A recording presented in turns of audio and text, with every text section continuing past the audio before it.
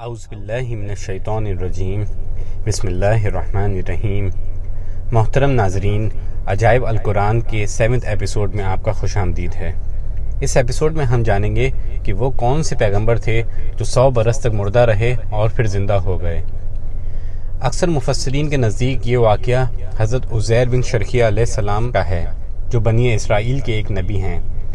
واقعے کی تفصیل یہ ہے کہ جب بنی اسرائیل کی بدعمالیاں بہت زیادہ بڑھ گئیں تو ان پر خدا کی طرف سے یہ عذاب آیا کہ بخت نصر بابلی ایک کافر بادشاہ نے بہت بڑی فوج کے ساتھ بیت المقدس پر حملہ کر دیا اور شہر کے 1 لاکھ باشندوں کو قتل کر دیا اور 1 لاکھ کو ملک شام میں ادھر ادھر بکھیر کر آباد کر دیا اور 1 لاکھ کو گرفتار کر کے لونڈی غلام بنا لیا۔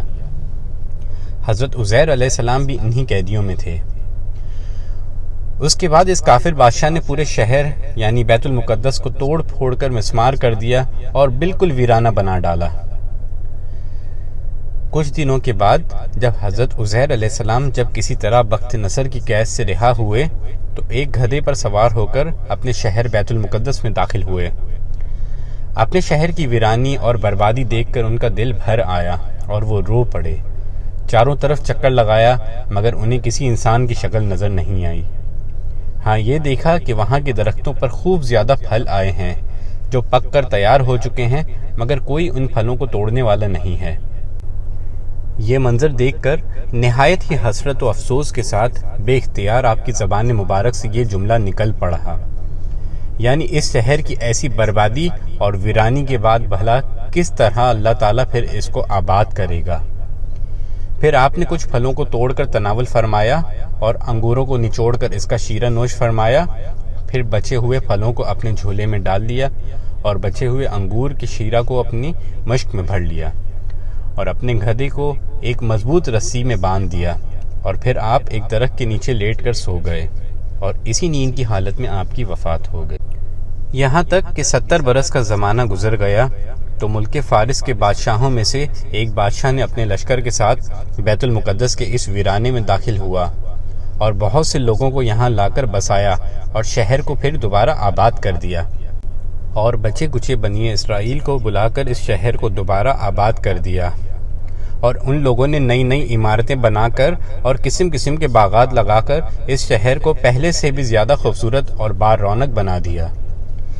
جب حضرت عزیر علیہ السلام کو پورے 100 برس وفات کی حالت میں ہو گئے تو اللہ تعالیٰ نے آپ کو زندہ فرمایا تو آپ نے دیکھا کہ گدھا مر کر سڑ کر اس کی سفید گلی سڑی ہڈیاں ادھر ادھر بکھری پڑی ہیں مگر تھیلے میں رکھے ہوئے پھل اور مشک میں رکھا ہوا انگور کا شیرہ بالکل ہی خراب نہیں ہوا ہے۔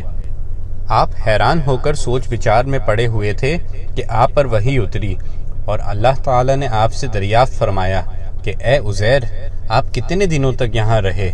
تو آپ نے یہ خیال کر کے کہ میں صبح کے وقت سویا تھا اور اب عصر کا وقت ہو گیا ہے یہ جواب دیا کہ میں دن بھر یا دن بھر سے کم سوتا رہا۔ تو اللہ تعالیٰ نے فرمایا کہ نہیں اے عزیر، تم پورے 100 برس تک یہاں ٹھہرے رہے۔ اب تم ہماری قدرت کا نظارہ کرنے کے لیے ذرا اپنے گدھے کو دیکھو، اس کی ہڈیاں گل سڑ کر بکھر چکی ہیں، اور اپنے کھانے پینے کی چیزوں پر نظر ڈالو کہ ان میں کوئی خرابی اور بگاڑ نہیں پیدا ہوا۔ پھر ارشاد فرمایا کہ اے عزیر، اب تم دیکھو کہ کس طرح ہم ان ہڈیوں کو اٹھا کر اور ان پر گوشت پوست چڑھا کر اس گدھے کو زندہ کرتے ہیں۔ چنانچہ حضرت عزیر علیہ السلام نے دیکھا کہ اچانک بکھری ہوئی ہڈیوں میں حرکت پیدا ہوئی اور ایک دم تمام ہڈیاں جمع ہو کر اپنے اپنے جوڑ سے مل کر گدھے کا ڈھانچہ بن گیا اور لمحہ بھر میں اس ڈھانچے پر گوشت پوست بھی چڑھ گیا اور گدھا زندہ ہو کر اپنی بولی بولنے لگا۔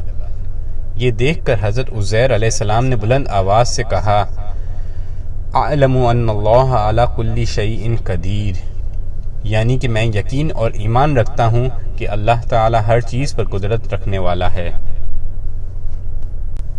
اللہ تعالیٰ سورہ بقرہ کے رکوع 35 میں ارشاد فرماتے ہیں، ترجمہ، یا اس عزیر کی طرح جو ایک بستی بیت المقدس پر گزرے اور اپنی چھوتوں کے بل ڈھی پڑی ہوئی تھی، تو انہوں نے کہا کہ اس بستی کو اس کی موت کے بعد اللہ کیوں کر جلائے گا؟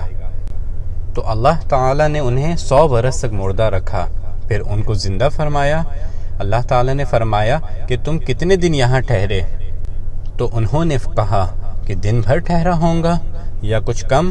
تو اللہ تعالیٰ نے فرمایا کہ نہیں، آپ تو 100 برس یہاں ٹھہرے رہے ہیں، اور آپ اپنے کھانے اور پینے کی چیزوں کو دیکھ لیجئے کہ وہ سڑی نہیں ہیں، اور اپنے گدھے کو دیکھیے جس کی ہڈیاں تک سلامت نہ رہیں۔